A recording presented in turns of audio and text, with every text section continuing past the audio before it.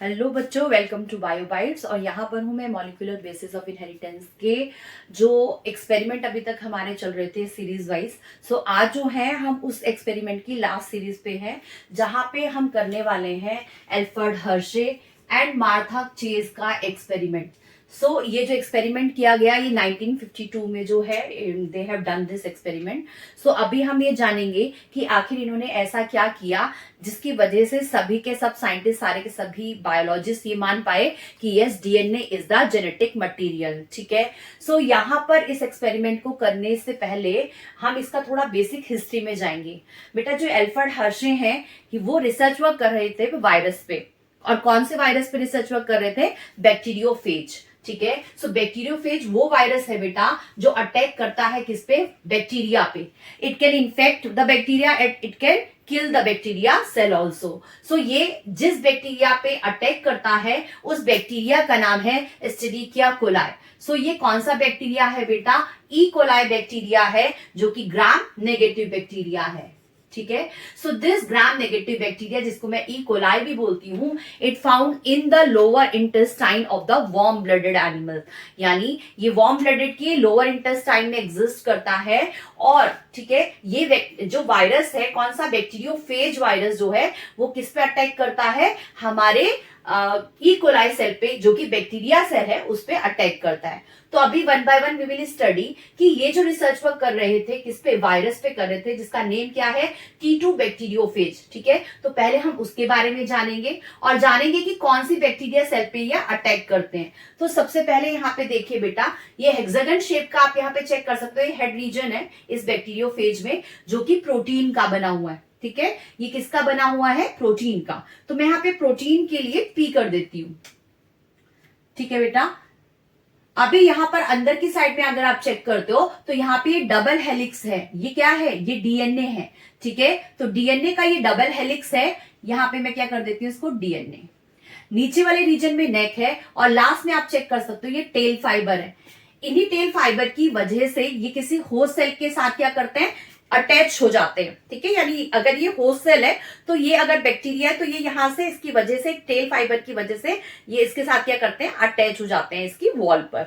Now see, ये जो bacteriophage है, जो वायरस है, ये अटैक किस पे कर रहा है? ई कोलाई पे।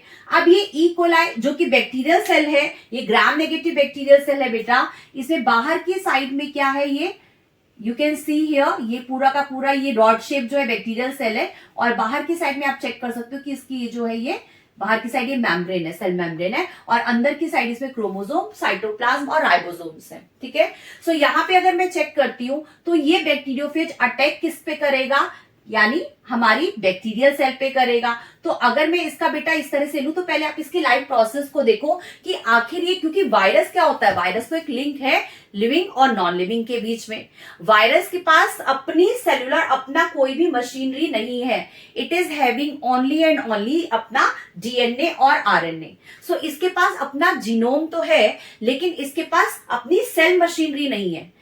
ठीक है ना। और ये किस मशीनरी को यूज करता है? ये अपनी होस्ट की मशीनरी को यूज करता है अपने जीनोम को मल्टीप्लाई करने के लिए, और वी कैन से अपने नंबर को मल्टीप्लाई करने के लिए। What it is using? It is using host cell machine. ठीक है। सो यहां पे अभी हम देखते हैं कि ये जो वायरस है बेटा, पहले इन टोटल आप चेक करो कि आखिर ये वायरस कैसे अटैक करता है। तो वायरस ने क्या किया? सबसे पहले अटैक किया बैक्टीरियल सेल पे। तो यहाँ पे हम, कौन सा वायरस है बेटा? ये बैक्टीरियोफेज वायरस है। तो आप यहां पे चेक कर सकते हो कि ये जो बैक्टीरियोफेज का वायरस है, ये किस पे अटैक कर रहा है? ये हमारी बैक्टीरियल सेल पे अटैक कर रहा है। ठीक है। ये रॉड शेप हमारी बैक्टीरियल सेल है, इसने इसके ऊपर क्या कर दिया? यहां पे अटैच हो गया इसकी ये सेल से। ठीक है। अब यहां पे मैंने अभी आपको बताया इसके अंदर क्या है? इसके अंदर क्या है? इसके अंदर है डबल हेलिक्स वाला डीएनए। इस बैक्टीरियोफेज के पास क्या है? डबल हेलिक्स वाला डीएनए। तो क्या होगा बेटा, जिस टाइम पे ये जो वायरस है जब बैक्टीरियल सेल से अटैच हो जाता है तो ये इसको हाईजैक कर देता है। अब हाईजैक तो किया ही किया, और इसके बाद क्या होगा? जो इसका ये डीएनए है, यानी इसका जो भी अंदर का जो जीनोम है, वो कहां पर एंटर कर जाएगा? वो हमारी जो बैक्टीरिया सेल है उसके अंदर एंटर कर जाता है।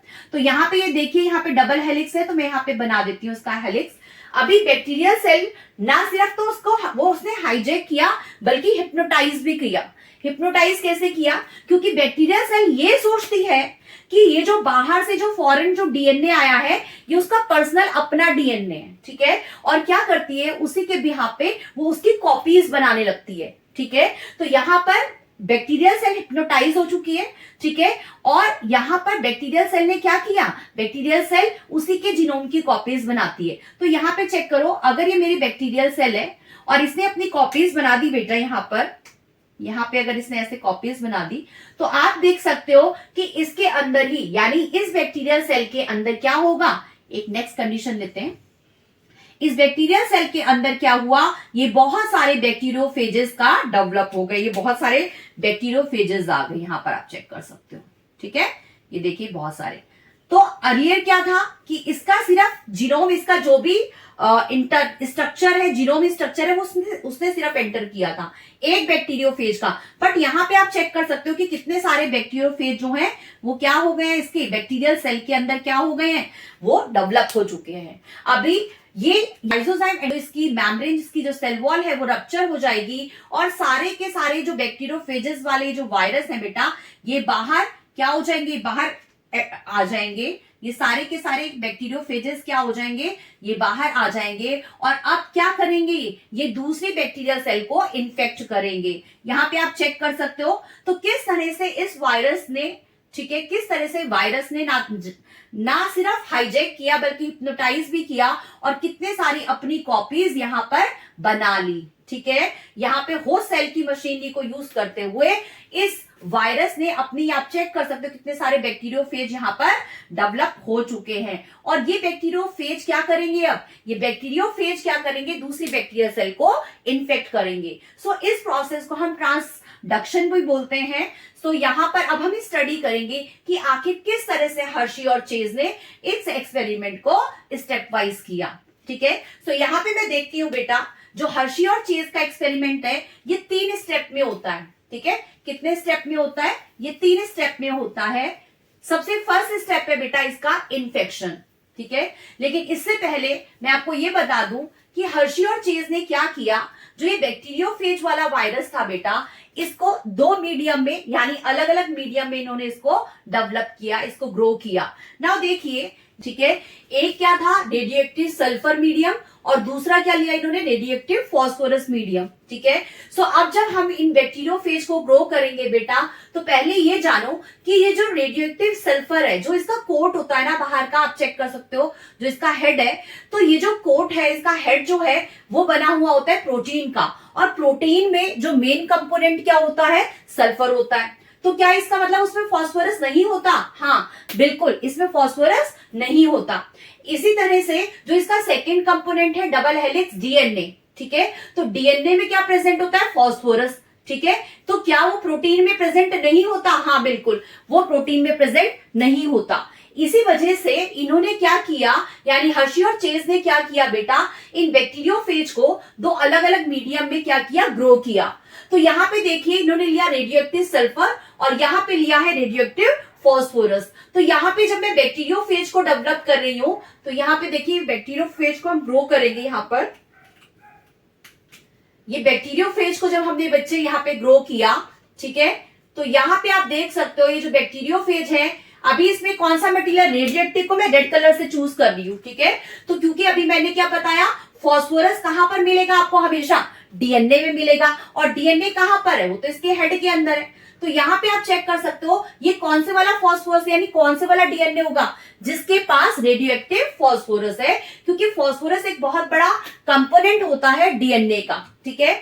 इसी तरह से आ जाइए इस वाले बैक्टीरियोफेज पर, जो कि किस वाले कल्चर में ग्रो करना है हमें, रेडियो एक्टिव सल्फर वाले एनवायरमेंट में हम ग्रो कर रहे हैं। तो जब आपने यहाँ पे देखा कि जो बैक्टीरियोफेज है बच्चे, ये किस में ग्रो कर रहा है, ये रेडियो एक्टिव सल्फर वाले एनवायरमेंट में जब हमने इसको ग्रो किया, तो अभी मैंने आपको क्या बताया था, कि मैंने अभी आपको बताया कि जो रेडियो एक्टिव वाला एलिमेंट होगा उसको मैं रेड कलर से लूंगी, ठीक है। तो इसका मतलब अगर मैं बोलती हूं कि मैं रेडियो एक्टिव वाले एलिमेंट को रेड कलर से लूंगी, तो यहाँ पे आपको चेक होना चाहिए, क्लियर होना चाहिए कि यहाँ पे हेड कौन से कलर से आ जाएगा बेटा, ये रेड कलर से आ जाएगा, क्योंकि ये क्या शो कर रहा है कि ये रेडियो एक्टिव है, ठीक है बेटा।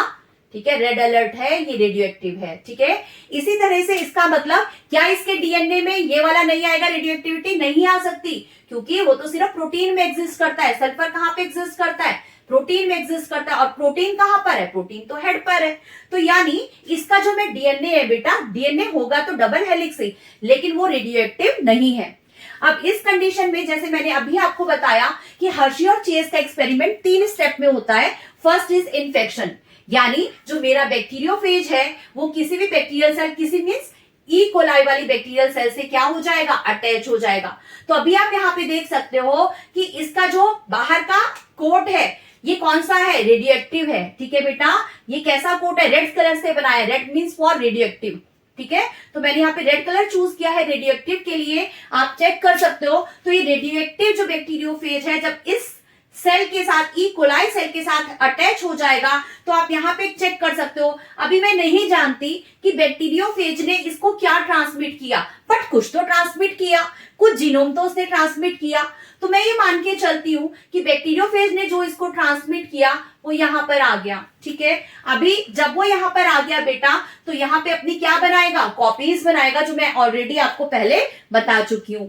इसी तरह से साइड बाय साइड आप इसको चेक करके चलो कि दूसरे मीडियम में जो कि रेडियोएक्टिव फास्फोरस था, दूसरे वाले कल्चर जहां पे मैंने बैक्टीरियोफेज को जहां पे कल्चर किया था, ये बैक्टीरियोफेज को भी मैंने क्या किया, ई कोलाई सेल के साथ क्या किया, अटैच कर दिया। This is infection. तो जब ये इसके साथ अटैच हो गया बेटा, तो इसका चेक कर सकते हो कि इसका इंटरनल जीनोम वाला स्ट्रक्चर इस वाली सेल में क्या कर जाएगा, एंटर कर जाएगा। यहाँ पे भी मैं इसको डबल हेलिक्स से बनाती हूँ, अदरवाइज आपको कंफ्यूजन हो जाएगा। ठीक है, तो यहाँ पे भी डबल हेलिक्स आ गया इसका, और यहाँ पे भी आप डबल हेलिक्स आ गया। ठीक है, तो यहाँ पे मैं देखती हूँ कि बैक्टीरियल होस्ट सेल अपनी मशीनरी को यूज करते हुए, क्योंकि वो क्या समझती है कि ये जो है मेरा पर्सनल अपना जीनोम है, और इसी की क्या करती है, वो बहुत सारी क्या बना देगी, कॉपीज बना देगी। और अंदर चेक कर पा रहे हैं कि इसकी वजह से क्या हो जाएगा बच्चे, यहाँ पर क्या हो जाएंगे, बहुत सारे क्या हो जाएंगे, बैक्टीरियोफेज डेवलप हो जाएंगे। जबकि बाहर की साइड में क्या है, इसकी कवरिंग है, आप चेक कर सकते हो। ठीक है, इसी तरह से इसमें ब्लू कलर से इसकी कोटिंग बना देती हूँ, क्योंकि ये रेडियो एक्टिव नहीं है। ठीक है, तो यहाँ पे आप चेक कर सकते हो, एक ही बहुत है ये।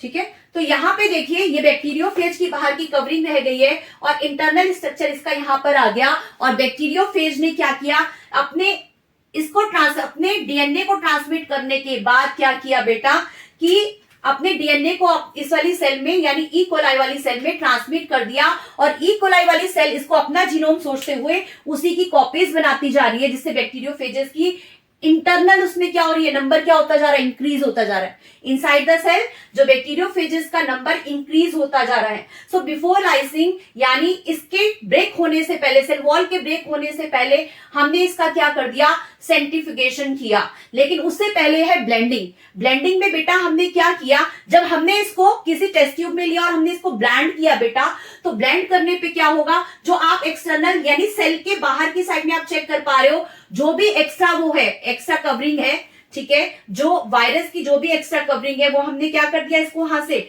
डिटैच कर दिया। what is coming in this is coming in blending process। यहाँ पे आप चेक कर पा रहे हो कि जो एक्सटर्नल जो आपके पास जो भी लेफ्ट ओवर था वो अब आपने रिमूव कर दिया है। अब आपके पास एक कंप्लीट कौन सी सेल आ गई है, ई कोलाई की सेल है, जिसके अंदर क्या है, बैक्टीरियोफेजेस ऑलरेडी ग्रो कर चुके हैं। सो ऐसी कंडीशन में लाइसिंग यानी बिफोर ब्रेकिंग, कि हमारी ये वाली सेल ब्रेक हो जाए उससे पहले हमने इसका सेंट्रीफ्यूगेशन किया। जिस तरह से आपकी मम्मी मिक्सी में जो है ब्लेंड करती है, ग्राइंड करती है, तो जब ग्राइंडिंग करते हैं तो ऐसी कंडीशन में क्या होगा कि बेटा आपके पास सॉल्यूशन बन जाएगा। तो मैंने क्या किया, मिक्सी को यूज करते हुए जो एक इस वाली सेल का सॉल्यूशन होगा, क्योंकि मैंने इसको ब्रेक करने से पहले ही क्या कर दिया, इसको मिक्सी सेंट्रीफ्यूगेशन प्रोसेस कर दिया है, और इस वाली सेल का भी क्या कर दिया है, ई कोलाई वाली सेल का भी क्या कर दिया है, सेंट्रीफ्यूगेशन कर दिया है। तो मैं यहाँ पे चेक कर पा रही हूं कि मेरे पास 2 टेस्ट ट्यूब आ गई बेटा।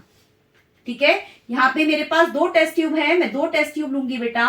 ठीक है, यहाँ पे आप देख सकते हो, मैंने देखा एक टेस्ट ट्यूब में, ये सपोज ये दिस इज नंबर 1, मैं ये नंबर 1 लेती हूँ इसको, और ये नंबर 2 लेती हूँ, तो ये this is for number 1 and this is for number 2।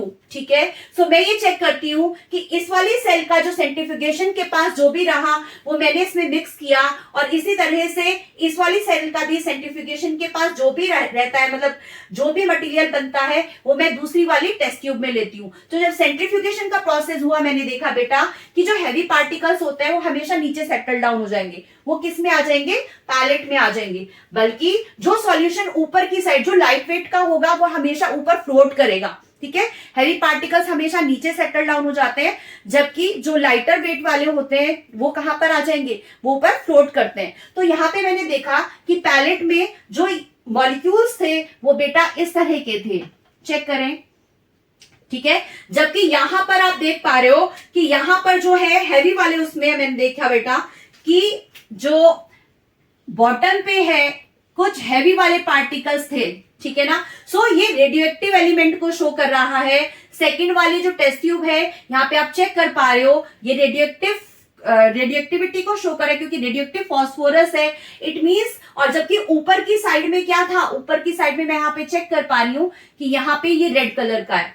अभी मैं सॉल्यूशन में जब चेक करती हूं तो मुझे ये पता चला, क्योंकि बेटा मैंने बाहर की साइड में क्या लिया था, प्रोटीन लिया था जिसको मैंने रेड कलर दिया है। तो आप यहाँ पे चेक कर सकते हो कि जो टेस्ट ट्यूब है इसमें ऊपर की साइड क्या है, ऊपर की साइड में क्या फ्लोट कर रहा है, सुपरनेटेंट क्या है, ये सल्फर है, रेडियो एक्टिव सल्फर है जो कि फ्लोट कर रहा है, जो किसका बना हुआ है, प्रोटीन का। यानी क्या मैं ये कह सकती हूँ कि फर्स्ट वाली टेस्ट ट्यूब में प्रोटीन है जो कि ऊपर की साइड फ्लोट कर रही है, जो कि ऑलरेडी रेडियो एक्टिव है।